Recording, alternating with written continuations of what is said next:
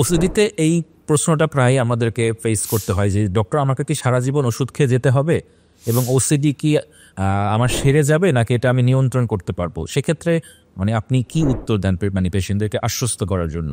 একটা হচ্ছে যে যাদের ওসিডি সিমটমস শুরু হয় একটা হয়তো বা যে কোনো একটা বয়স থেকে, দেখা যায় যে ওষুধ সবসময় খেতে হয় না, আমরা বলি যে ট্রায়াল ডিসকন্টিনিউয়েশন। সো ওসিডি পেশেন্টরা দেখা যায় যে প্রথম 1 বছরের মধ্যে সিমটমস শুরু হওয়ার প্রথম 1 বছরের মধ্যে একটা বড় অংশ 60-70% দেখা যায় যে রিমিশনে চলে যায় বা ভালোর দিকে চলে যায়।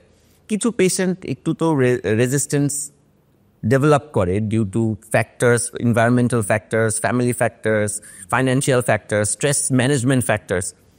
বাট ওষুধের ক্ষেত্রে আমরা আসলে ওষুধ বন্ধ করতে পারি এমন না যে সব পেশেন্টকে অনেক দিন ধরে ওষুধ খেতে হবে। যখন দেখা যায় যে ওষুধ খেয়ে পেশেন্টের 8 সপ্তাহের বেশি সিমটম কমে থাকে বা পুরোপুরি রিমিশনে থাকে, তখন কিন্তু আমরা ট্রায়াল ডিসকন্টিনিউয়েশন করি যে না, তুমি এখন ওষুধটা আস্তে আস্তে বন্ধ করতে পারো। হয়তো বা সে কোনো ওষুধের 40 মিলিগ্রামস খাচ্ছিল, সেখান থেকে তুমি এখন 20 মিলিগ্রামস করো, তারপর একদিন পর পর খাও, 2 দিন পর পর খাও। If the symptoms doesn't come again, so আস্তে আস্তে বন্ধ করে দাও। সো আমরা যেটাকে বলি ট্যাপার করা, রাইট? বাট না, সবসময় সব পেশেন্টদেরকে আসলে খেতে হয় না ওষুধ।